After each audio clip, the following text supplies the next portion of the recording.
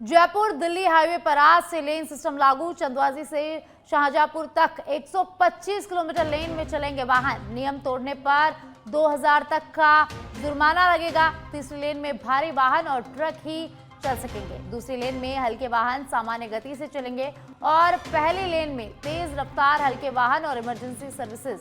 और अब तक 247 अवैध कट बंद कर दिए गए हैं। 323 गांवों का सर्विस रोड से जोड़ दिया गया है। 2 बार से अधिक चालान पर लाइसेंस जो है वो निलंबित कर दिया जाएगा। गलत लेन में चलने, ओवर स्पीड, परमिट शर्तों के उल्लंघन पर 500 से 10,000 का जुर्माना लग सकता है। हाईवे पर वाहन पार्क करना पूरी तरह से प्रतिबंधित होगा। हाईवे पर गोवंश और पशुओं की एंट्री रोकने के कड़े इंतजाम भी किए गए हैं। तो ज्यादा जानकारी के लिए सुनील मेरे सहयोगी मेरे साथ जुड़ गए हैं, जानकारी उनसे लेते हैं। सुनील, जयपुर दिल्ली हाईवे पर आज से लेन सिस्टम जो है वो शुरू हो गया है। चंदवाजी से शाहजहांपुर तक 125 किलोमीटर लेन में वाहन चलने वाले हैं, तो क्या कुछ ज्यादा जानकारी है?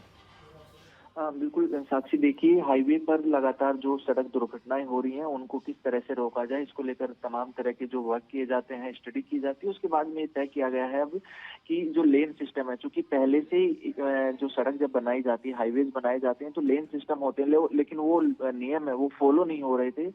अब आज से स्पष्ट तौर पर ये साफ निर्देश दे दिए गए हैं कि आज से लेन सिस्टम को फॉलो करना पड़ेगा।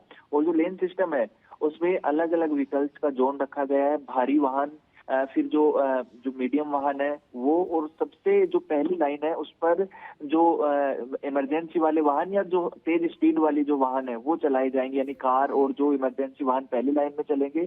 सेकंड लाइन पे जो हल्के वाहन होते हैं, जो माइल्ड होते हैं वो चलेंगे, और तीसरी लाइन पर भारी वाहन चलेंगे। सीधा सीधा मकसद यही है कि अगर लेन सिस्टम फॉलो होगा तो सिस्टम से वाहन चलेंगे और सड़क दुर्घटनाओं में कमी आएगी। साथ ही साथ जो गोवंश को और पशुओं की एंट्री की रोकने के लिए कैसे इंतजाम यहाँ किए गए हैं?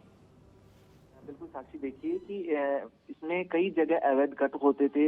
उन कट से जो अनाधिकृत वाहन है वो एंट्री करते थे। दूसरी तरफ जो गोवंश है वो भी हाईवे पर आ जाते थे। तो इसके लिए, क्योंकि गोवंश को कोई रोक नहीं सकता है, लेकिन निगरानी के लिए उनको रोकने के लिए बैरिकेडिंग की गई है। और जहां से गोवंश आ सकते हैं जिस कट से, तो ऐसे में आसपास जितने भी गोवंश है उनके गले में रिफ्लेक्टर डाला हुआ है, ताकि दूर से जब किसी वाहन की लाइट पड़े रात के समय में तो वो रिफ्लेक्टर रिफ्लेक्ट हो जाए, जिससे जो वाहन चालक पहले से अपनी जो स्पीड है उसको कम कर ले या गोवंश को बचाने की कोशिश करे। इसका ध्यान रखा गया है।